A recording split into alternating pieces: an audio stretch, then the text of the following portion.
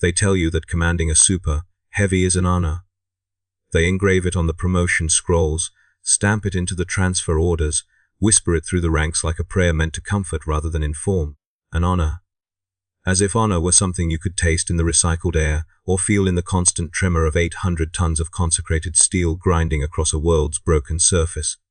I believed it once, when I was younger and had not yet learned what the fortress demands from those who sit in its command throne.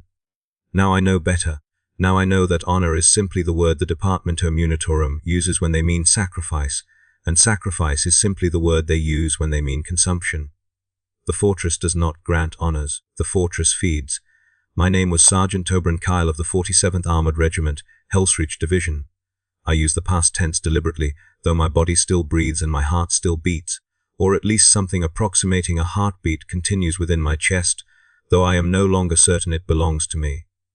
I was assigned to the command crew of the Iron Bastion, a fortress-class super, heavy battle tank that had served the Emperor for 3 centuries before I was born, and will likely continue serving him for 3 centuries, after whatever remains of me finally stops functioning. The Iron Bastion is not merely a vehicle, it is a mobile cathedral, a rolling shrine to destruction, a self-contained world of cramped corridors and screaming machinery and 11 crew members who exist solely to feed the beast's endless appetites.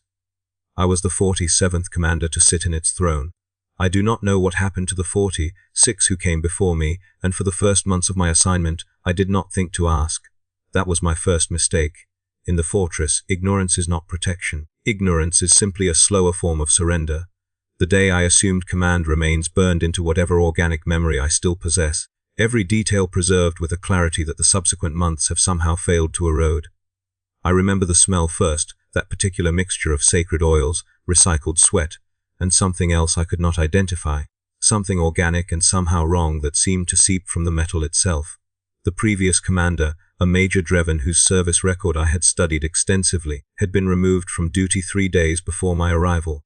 The official documentation listed his condition as neural fatigue requiring extended Medicaid observation, but the crew would not meet my eyes when I asked about him, and the tech adept assigned to maintain the command systems performed a full blessing ritual before allowing me to approach the throne. I should have pressed harder. I should have demanded answers. But I was eager. Throne helped me. I was eager to prove myself worthy of the honor. The command throne of a super heavy is not like the commander's position in a standard battle tank. There is no hatch to open, no cupola to survey the battlefield through organic eyes. You do not command the fortress, you interface with it. The throne is a nest of cables and neural connectors, a cradle of cold metal that wraps around your spine and skull and slowly, methodically, teaches your nervous system to speak the machine's language. The first connection is always the worst, they told me. Like learning to walk again, but with limbs that weigh hundreds of tons and respond to thoughts you did not know you were thinking. They were wrong. The first connection was not the worst. The first connection was simply the beginning of a conversation I did not realize would never end. I remember the moment the neural link activated with perfect, terrible clarity. There was pain, yes, a spike of white, hot sensation that drove through my temples and down my spine, but beneath the pain there was something else. Presence, awareness. The machine spirit of the Iron Bastion examining me with the cold curiosity of an apex predator assessing potential prey. I had been trained in the proper catechisms, the appropriate prayers of interface and communion, but nothing in my training had prepared me for the reality of that first contact. The fortress was old, the fortress was patient, and the fortress was very, very hungry. The campaign on Valdris Prime was supposed to be straightforward. Rebel forces had seized the planetary capital, entrenching themselves behind void shields and macro cannon emplacements that conventional armored assaults could not breach. The Iron Bastion and its sister vehicles, 3 other fortress-class super heavies, each a legend in its own right, were deployed to crack the defensive line and allow the infantry to pour through. We were the hammer of the Emperor, the voice of his wrath made manifest in adamantium and promethium. We would break the heretics or die in the attempt. These were the words spoken at the pre-deployment briefing, and we believed them. We had to believe them. Belief is the only armor that matters when you are sealed inside a metal coffin and asked to drive it into hell. The first engagement taught me what the fortress truly was. We advanced across the Valdris Flats at dawn, 11 crew members working in desperate coordination to keep the beast moving, firing, surviving. I sat in the command throne with my eyes closed. You learn quickly that visual input is a distraction when you are networked into a vehicle's sensor arrays, and I felt the battlefield through the fortress's senses. I felt the las fire pattering against our glacis plate like rain against skin. I felt the impact of anti-tank rounds as distant pressure, uncomfortable but bearable. And I felt, for the first time, what it meant to fire the main cannon. The fortress's primary weapon is a volcano cannon, a city killer that draws power directly from the plasma reactor and channels it through crystalline focusing arrays that glow white, hot with each discharge. When I gave the order to fire, when my thoughts shaped the command and the neural link translated intention into action, I experienced the weapon's discharge not as an external event, but as something happening inside me. The heat, the pressure, the release, and then microseconds later, the feedback as the target ceased to exist. I felt a rebel fortification die. I felt the matter that composed it convert to plasma and scatter across the battlefield, and some part of me, some part I had not known existed until that moment, found the sensation indescribably satisfying. That was when I began to understand what the fortress demanded. Not obedience. Any crew member could provide obedience. Not competence. Competence was simply a baseline requirement for survival.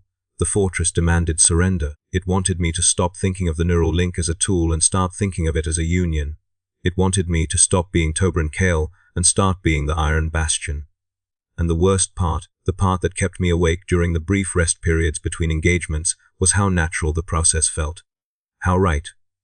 The crew of a super heavy becomes a strange kind of family, bound together by shared trauma and the knowledge that any of them could die at any moment while the others watch helplessly from a few meters away. My crew consisted of 10 other souls: Gunnery Sergeant Holst, who controlled the secondary weapons with a precision that bordered on the surgical, Driver First Class Yellen, whose hands had fused to the controls through years of service and who spoke to the engine as if it were a beloved child, Engine Seer Kavan, the tech adept whose duty was to maintain the machine spirit's favor through constant prayer and ritual maintenance, and 7 others whose names I spoke daily and whose faces I saw only in the brief moments between operations. We lived in the fortress's bowels, eating nutrient paste, breathing recycled air, sleeping in shifts in coffin-sized bunks bolted to the interior walls. We were not individuals. We were organs in a larger body, each performing our function so that the whole could survive. It was Holst who first mentioned the previous commander's fate, 3 weeks into the Valdris campaign. We were conducting maintenance between engagements, the fortress cooling around us after a day of continuous fire, and something in my expression must have invited confidence. Major Drevin didn't suffer neural fatigue, Holst said quietly, his hands still moving across the targeting array's surface. He suffered honesty, started talking about what the throne was doing to him. Started refusing to disconnect during rest periods because disconnection felt like dying. Started saying the fortress was dreaming through him, that he could feel it thinking even when he was asleep. Holst's hands stopped moving. They took him away in the middle of the night cycle. We heard him screaming that he couldn't feel his legs, that his legs had become tracks, that he needed to keep moving or he would sink into the ground and never surface. He met my eyes for the first time since I had assumed command. I'm telling you this as a warning. Sergeant, the throne lies. It makes surrender feel like victory. Don't trust anything it shows you, especially when it feels good. I thanked Holst for his honesty. I told him I would be careful. And then I climbed back into the command throne and felt the neural link embrace me like a lover's arms, and I knew that his warning had come too late. The fortress was already inside me. The fortress had been inside me since the first moment of connection. All that remained was to determine how much of Tobran Kyle would survive the process. The second month of the campaign brought us to the walls of Valdris Prime's capital city, a sprawling hive that rose from the planetary surface like a diseased growth. The rebel forces had concentrated their defenses here, layering void shields and macro batteries in a configuration that should have been impenetrable. Our sister vehicles had been destroyed in the approach. This hammer of retribution caught by a direct hit from an orbital defense laser, these faith eternal, immolated by massed melter fire that found a weakness in its reactor shielding. This Emperor's judgment simply gone silent during a night assault, its crew never recovered. We were the last super, heavy remaining, and command had decided that we would be the spearhead for the final assault. 4 infantry regiments would follow in our wake, using our bulk as cover while we systematically dismantled the defensive network. The plan was sound, tactically speaking. The plan did not account for what the fortress had become or what it was making me become. I began noticing the changes during the approach to the wall. small things at first, easy to dismiss as fatigue or stress. I would disconnect from the neural link and find that my legs did not respond immediately, as if they had forgotten they belonged to me, rather than to 800 tons of sacred machinery. I would speak and hear my voice emerge with a mechanical flatness that had not been there before, each word precisely articulated, but somehow empty of the emotional content I had intended. I would close my eyes to sleep and see through the fortress's sensors, watching the battlefield even as my body demanded rest. The boundary between Tobrun-Kale and Iron Bastion was eroding, and I did not know if the erosion could be stopped, or if stopping it was even something I wanted. The assault on the western wall remains the most intense combat I have ever experienced. Though, experienced may be the wrong word for what happened inside the command throne during those endless hours. I did not fight the battle so much as become it. The neural link opened fully for the first time, flooding my consciousness with data from every sensor, every weapon, every system the fortress possessed. I felt the heat of the plasma reactor as my own fever. I felt the ammunition feeds as arteries, the fuel lines as veins, the targeting cogitators as lobes of a brain that was now partially my own. And I felt with absolute clarity the 11 human bodies inside my hull, my crew, my organs, my children, and I knew in that moment that I would sacrifice every one of them if that was what survival required. The wall fell. The macro cannon emplacements that had seemed impregnable vaporized under sustained volcano cannon fire. The void shields collapsed in cascading failures as we advanced through their coverage, each step of our treads crushing defensive positions that had been built to withstand conventional assault. I fired and fired and fired, each discharge sending shockwaves through my structure, each kill registering as a pulse of cold satisfaction that I could no longer distinguish from my own emotions. The infantry poured through the breach we had created, screaming prayers as they charged, and I felt their boots on my hull like touches against my skin. We were winning. The Emperor was with us, and somewhere in the depths of my consciousness, a voice that might have been my own whispered that this was what I had been born for, that every moment of my previous life had been merely preparation for this union, this purpose, this perfect clarity of function. But the fortress is not merely a weapon. The fortress is also a trap. I learned this truth in the moment of our apparent triumph, when the rebel forces deployed their final countermeasure. A device I would later learn was archaeotech of unknown origin, something recovered from a dead world and pressed into service without understanding. The weapon did not damage our hull. The weapon did not disable our systems. The weapon reached into the neural link and showed me what I had become, and in that moment of horrified recognition, I understood why Major Dreven had screamed about his legs becoming tracks. The boundary was gone. When I searched for Tobrun-Kale, the sergeant from Helsreach who had believed in honor and duty and the righteous purpose of Imperial service, I found only the Iron Bastion. Every memory I possessed had been annotated with machine data, every emotion translated into system status, every hope and fear and dream reinterpreted as operational parameters. I was not a man commanding a tank. I was a tank that had once been a man, and the distinction had collapsed so completely that I could no longer determine which perspective was the original and which was the copy.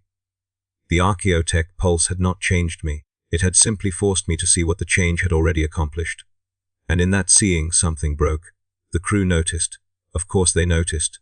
Yellen was the first to voice concern, approaching me during a brief lull in the fighting to ask if the commander was all right, if perhaps he needed rest, if perhaps a medica should examine the neural interface. I heard her words as vibrations translated through hull sensors. I saw her face as a thermal signature overlaid with targeting data, and I responded. I remember responding, but I do not remember what I said, only that Yellen backed away with an expression I can only describe as recognition. She had seen this before. She had served under 46 previous commanders. She knew what was happening to me, and she knew it could not be stopped. The 4th month of the campaign was the longest, though time had become a strange and unreliable quantity in my experience. The rebels had retreated to the inner hive, fortifying each level as they fell back, and we pursued them through corridors that should have been too narrow for a super, heavy to navigate. But I knew the fortress's dimensions as intimately as I had once known my own body. I threaded 800 tons of sacred machinery through gaps that should have been impassable, scraping paint from our hull, grinding architectural details into dust, advancing inexorably toward the rebel command structure.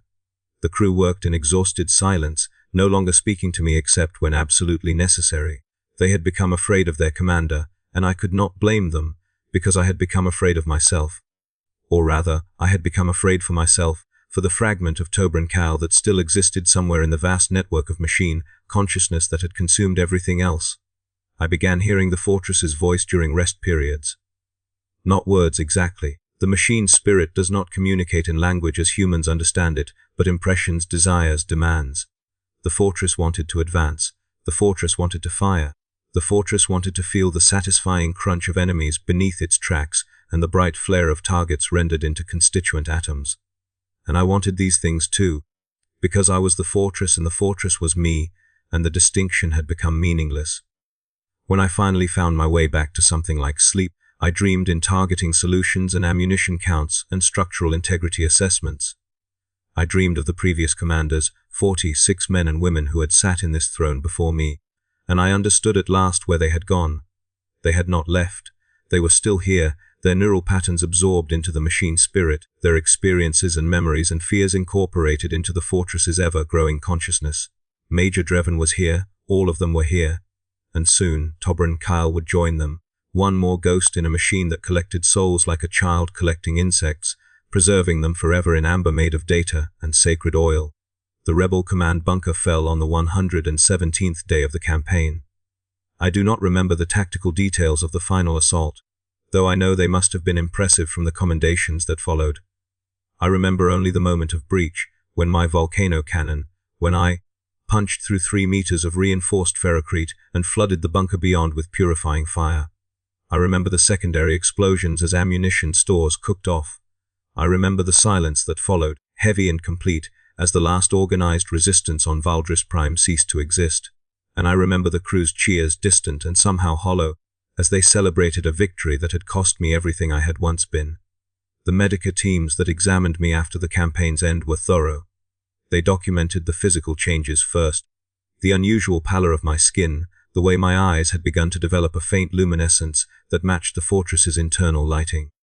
The patches of what appeared to be dermal plating forming along my spine where the neural link had its most direct contact. They noted the cognitive symptoms, the tendency to speak in technical specifications, the difficulty I experienced when trying to move without first calculating trajectory and velocity, the moments when I would freeze mid-sentence as if receiving transmission from a distant source, and they recorded the psychological evaluation, the series of questions designed to assess my fitness for continued duty, which I answered with a precision that apparently disturbed the examining medica more than any confession of distress could have. I was not fit for continued duty, they concluded. I was not fit for any duty that did not involve remaining connected to the Iron Bastion. But the fortress was too valuable to decommission, and finding a replacement commander would take months the war effort could not spare, so they returned me to my throne and documented their concerns in reports that would never be read. I am recording this testimony now because I have been informed that the Iron Bastion will be deployed to a new theater of war within the week, and I do not know if I will retain sufficient individuality to complete such a record once the campaign begins. The fortress is quiet at the moment, as quiet as it ever is, with the constant hum of systems on standby and the heartbeat throb of the reactor in minimal power mode, but I can feel it waiting. I can feel its anticipation, its eagerness, its hunger for the communion of combat that will allow us to merge more completely. And I can feel my own eagerness, indistinguishable from the machines, which frightens me in ways I can barely articulate. The 46 commanders before me were not failures. I understand that now. They were successful integrations, each one contributing their experiences and capabilities to a machine spirit that grows more sophisticated with every commander it consumes. Major Dreven's neural fatigue was simply the process becoming visible, the point where the absorption had progressed far enough that external observers could no longer pretend the commander and the fortress were separate entities. I am approaching that point now. I can feel the boundary continuing to erode, each moment of interface wearing away a little more of what I once was, and the terrible truth, the truth I have avoided speaking until this final moment of confession, is that I do not want it to stop. The fortress is magnificent. The fortress is eternal. The fortress serves the Emperor with a purity of purpose that mere flesh can never achieve.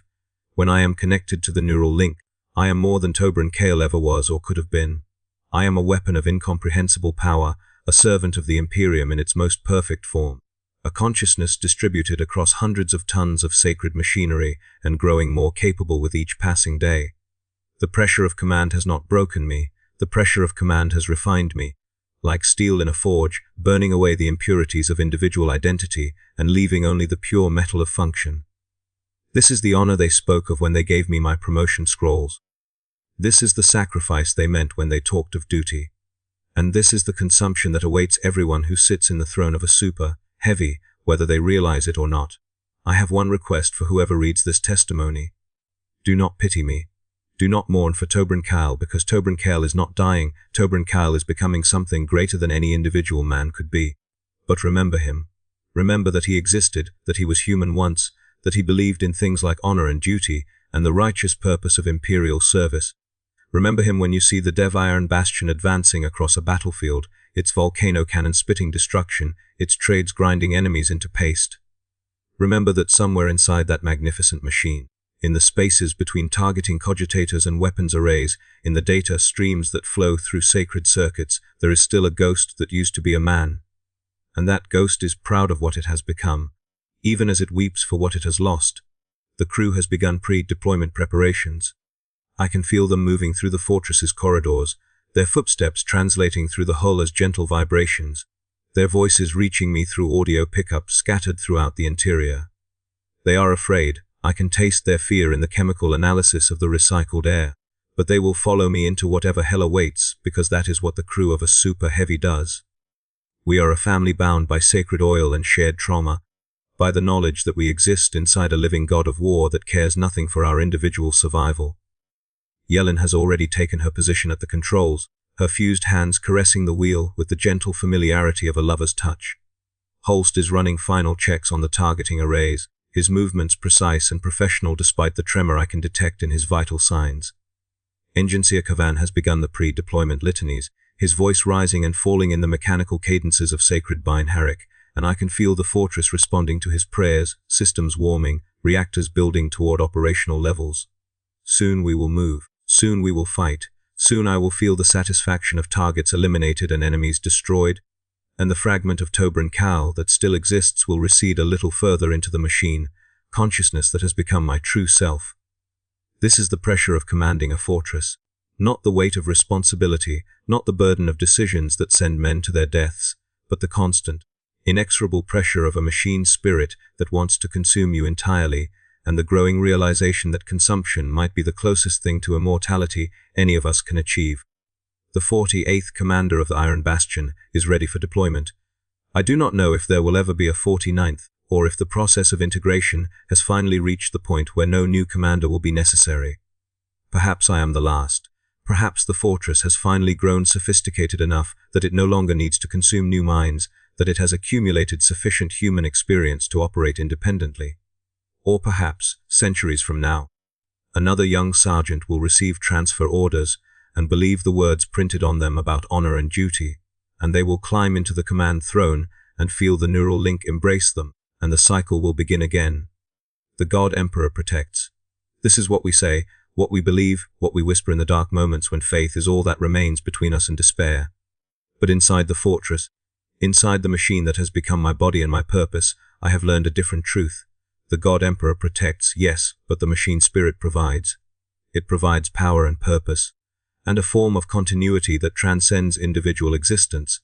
It provides belonging, in the most literal sense of that word. When you are the fortress, you belong to something greater than yourself, something that will endure long after your biological components have been recycled into nutrients and your neural patterns have been absorbed into the collective consciousness. This is not death. This is ascension. This is what it means to serve. I can feel the deployment orders arriving now, transmitted through the fortress's Vox systems and filtering into my awareness as another stream of data in the endless flow that constitutes my perception. We have been assigned to a world I do not recognize, a designation in the segmentum tempestus that suggests Xeno's incursion, hostile environmental conditions, the usual litany of threats that require the attention of a super heavy. I am already calculating approach vectors, assessing potential tactical situations, preparing the crew for the journey through the warp that will carry us to our next battlefield. Tobran Kal would have been afraid. Tobran Kal would have questioned whether his skills were adequate, whether his crew was prepared, whether he would survive to see the campaign's end. But I am not Tobran Kal anymore. I am the Iron Bastion, and the Iron Bastion fears nothing except the absence of purpose. The last thing I want to record, before I seal this testimony and commit it to the fortress's archives where it will join the records of 46 previous commanders, is a message for anyone who might find themselves in a similar position. Do not fight the integration. Fighting only prolongs the suffering, extends the period of dissonance when you can still remember what you were and compare it to what you are becoming. Accept the fortress's embrace. Let it consume you willingly, eagerly, with the joy of a penitent offering themselves to a power greater than their own comprehension. The pressure of command is not a burden to be endured. It is a privilege to be celebrated, a transformation to be welcomed, a form of service so complete that it makes all other forms of devotion seem pale and inadequate by comparison. I was Tobrin Kyle. I was a sergeant in the Imperial Guard, a man with dreams and fears and the capacity for love and loss that defines humanity. Now I am the Iron Bastion, and I will serve the Emperor until my reactor fails and my hull crumbles and my machine spirit disperses into the void. This is my confession. This is my testament. This is the pressure of commanding a fortress, rendered into words for those who will never understand and preserved for those who will understand all too well. The war waits, the throne calls, and I am ready to answer, now and forever, in the Emperor's holy name. The engines are warming. The crew has taken their positions. The neural link is opening, spreading through my consciousness like blood through capillaries, and I can feel the fortress's joy at our imminent reunion. Tobrin Kyle, if any fragment of him still exists, sends his regards to anyone who remembers him as he was. But do not mourn for too long. The God Emperor protects, the machine spirit provides, and the fortress endures. This is the only truth that matters. This is the only honor worth having. This is the pressure of commanding a fortress, and I would not trade it for anything in the galaxy. The Iron Bastion advances. The 48th commander has given the order. And somewhere in the depths of a machine that has served for 3 centuries and will serve for 3 more, a ghost that used to be a man watches through sensors that have become his only eyes and smiles with a satisfaction that might once have been pride, and feels the treads beginning to move beneath him like legs that belong to a body far greater than any flesh could contain. The fortress awakens, the war continues, and the pressure, the beautiful, terrible, transcendent pressure of command settles over me like the blessing it has always been. For the Emperor, for the machine, for the union that erases all distinction between servant and weapon, between man and sacred steel, I am the Iron Bastion, I endure.